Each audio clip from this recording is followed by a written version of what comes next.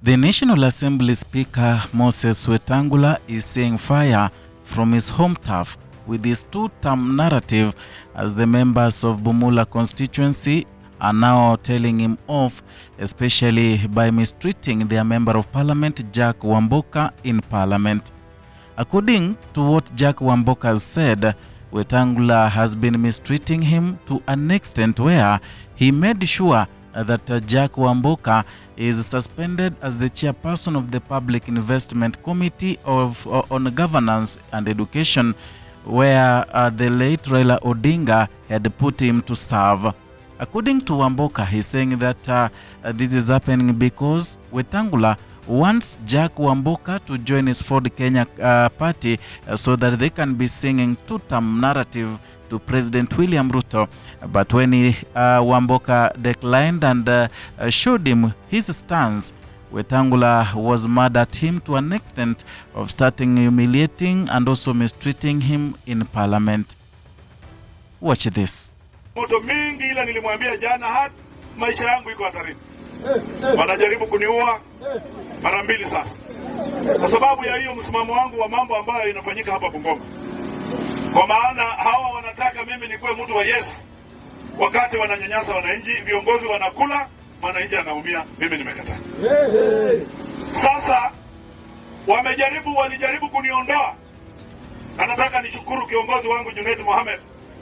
Walitaka kumwambia wakamsukuma aniondoe, Junet alikataa. Akasema Wamboka hajakosa kitu. Hii kiti alipatiwa na Raila Amolo Odinga.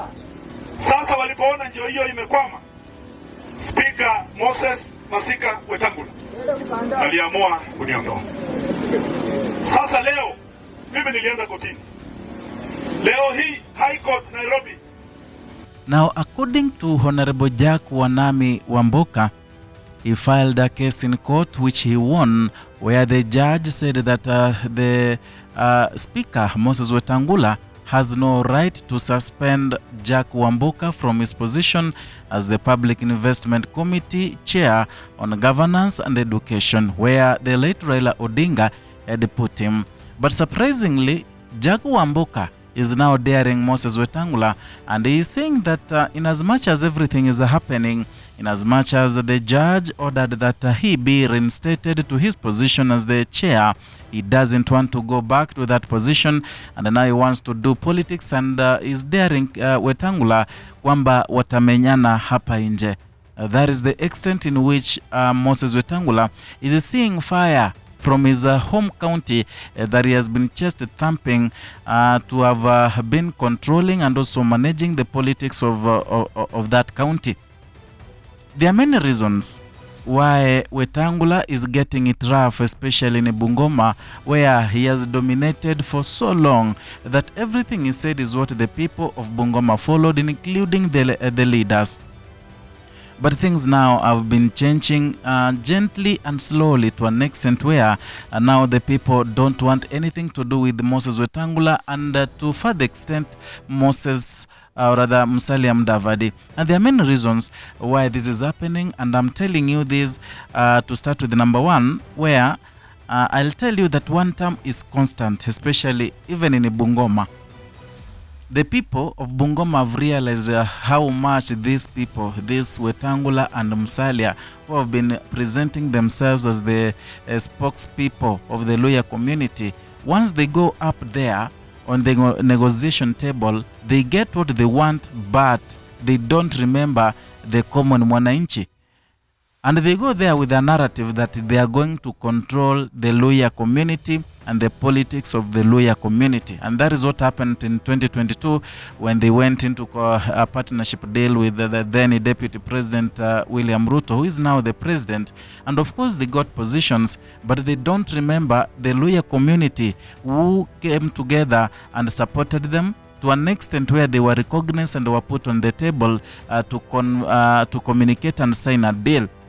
That is the reason number one why the people of Bungoma, especially Bumula, are revolting, and they don't want anything to do with Moses Wetangula, led by their member of parliament, Jack Wamboka. And remember, Jack Wamboka knows that the people of Bumula and even the larger Bungoma County do not want anything to do with Moses Wetangula, and to further extent, anything to do with the two-term narrative, a narrative that is meant to bring back another reign of William Samoei Ruto.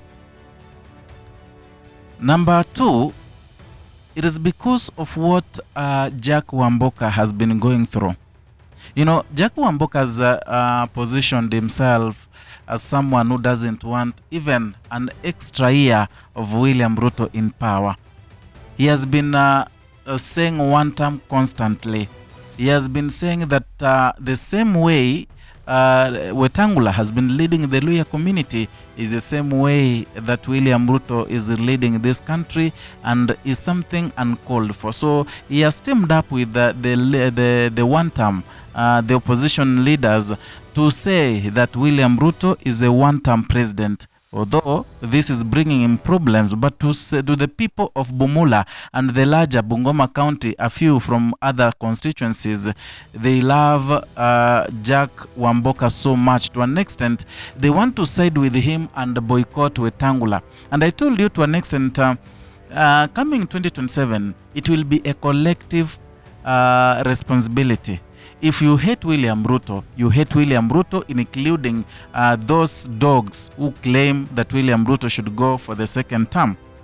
Yeah, it is called collective punishment. Kenyans are going to punish whoever who is clinging to William Ruto, despite he's a performer, despite he has done whatever he has done, despite what he gave his constituents. He may be sent home because he's closer to William Ruto. Collective responsibility, and that is what is happening right now. Wetangula is being hated because of William Ruto. There is no mistake of Wetangula. There is nothing he has done, maybe of mistreating Jack Wamboka in parliament and making sure he is suspended as the chair because he has refused to join Ford Kenya and equally to sing a two-term. And then lastly, Wetangula has been blocked. Initially, he was behaving as a manager of the Bungoma politics and even the Luhya community together with Musalia Mudavadi.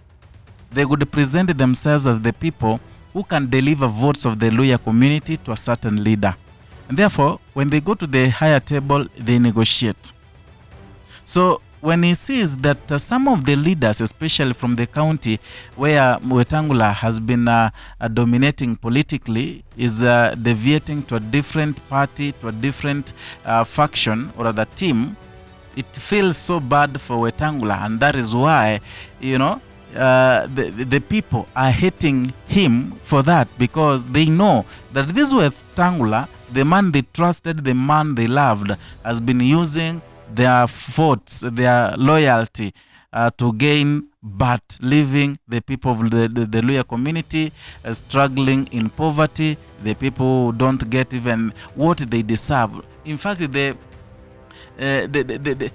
basic ones, the roads and everything, they are not getting it in as much as they have Musalia Mudavadi as the Prime Minister and also Moses Wetangula as the Speaker. And according to Moses Wetangula, things are not okay for him. We understand that in Bungoma County, there are around 9 constituencies. And in those 9 constituencies, a few people don't support two-term. And that is Bumula constituency that is led by Jack Wamboka, who was elected by DAP Kenya. Kabuchai Majimbo Kalasinga, who was elected by Ford Kenya, that is led, or rather it's meant for, rather a party for Wetangula, but now has changed. Is in Linda Mwananchi wanamgonga rais vibaya sana. They have nothing to do with the two-term. Yeah, but the rest, the likes of Kanduyi constituency that is led by John Makali, who was elected by Ford Kenya, huyo ni two-term. We have Kimilili Didmas Baraza, huyo ni UDA, and he has been saying that anaenda kuwania urais, so he is in UDA, huyo ni two-term. Mount Elgon constituency that is led by Fred Kapondi Chesebe, UDA, 2-term. Sirisia MP John Waluke Koi, he was elected by Jubilee Party, but lately he has been singing 2-term so much, and amekuwa akimtetea Rais William Ruto vibaya sana. But remember, this man was almost being jailed for close to 6-something years, lakini William Ruto akamsaidia. So he has everything, he has every reason why he is supporting William Ruto. And then we have Tongaren constituency that is led by John Murumba Chikati, who is even the Secretary General of Ford Kenya. Hao ni watu wa 2-term. Webuye East, we have Martin Pepela Wanyonyi, who is in Ford Kenya. Webuye West, we have Dan Wanyama Sitati, UDA. So you realize only 2 people, and that is Majimbo Kalasinga from Ford Kenya, who is deviating, who is going to Linda Wananchi to 1-term, and Jack Wanami Wamboka. So that is the reason why Wetangula is fighting Jack Wanami Wamboka so much, so that to try and lure him, or rather coerce him into joining the 2-term narrative. But then, above all, Moses Wetangula is getting it so hot from the people of Bungoma County, his home county where he comes from, because of singing 2-term. I don't know what you think. You can give your comment down there in the comment section. Let us talk, let us discuss. Perhaps we can form a basis of whatever I'm going to talk about in the next video. So if you are new here, consider subscribing, liking, and sharing our content. Hit the notification bell so that I can be receiving notifications each and every time I bring you a new content.